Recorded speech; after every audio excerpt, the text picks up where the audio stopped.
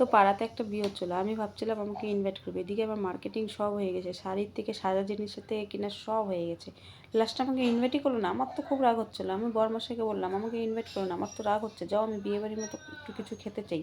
তা বরমশাই বললো দাঁড়াও আমি তোমাকে কাতল মাছ এনে দিই, কাতল মাছের কালিয়া করো, একদম বিয়েবাড়ির মতো ফিল এসে পড়বে। তেমন আমি শুধু কাতল মাছ আনলে হবে না, একটু চাল মগজ আর পোস্ত আর কাজু এনো, ওগুলোও একটু বেটে দিলে কালিয়ার মতো কালিয়া হবে বিয়েবাড়ির মতো। তো একে একে আমি সব বেটে নিলাম ওরকম।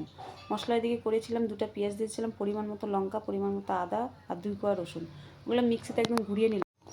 তারপরে আমি ঘোরানোর পরে একদম কড়াইতে সব দিয়ে দিলাম, এদিকে কড়াইয়ে গরম তেলে দিয়ে দিলাম জিরে, গোটা গরম মশলা, সম্বার দেওয়ার পরে আমি একে একে যা যা মশলা বেটে রেখেছিলাম সব দিয়ে দিলাম, দেওয়ার পরে হলুদ লবণ জিরে টিরে সব দেওয়ার পরে কাশ্মীরি লঙ্কার গুঁড়ো সব দিয়ে দিচ্ছিলাম।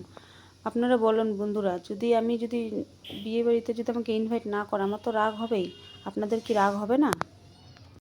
তোমাদের যদি রাগ হয় বন্ধুরা আমাকে একটু কমেন্ট করে জানাও আমার কি করা উচিত, যে আমি রাগ করব কি না।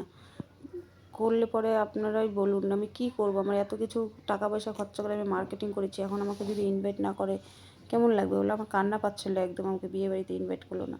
আমার বরমশাই বললো কেঁদো না তুমি কেঁদো না, এই কাতল মাছের কালিয়া খেলে তুমি বিয়ে বাড়ির কথা একদম ভুলে যাবে। তো আমি কাতল মাছের কালিয়াটাও তো হতে টাইম লাগছে, যে আমি খেয়ে ভুলে যাব বিয়ে বাড়ির কথা। আপনাদের সাথে গল্প করতে করতে আমার কাতল মাছের ঝোলটাও হয়ে গেল, মানে কালিয়াটা একে একে মাছ দিয়ে 1 চামচ ঘি দিয়ে এখন নামিয়ে নেব।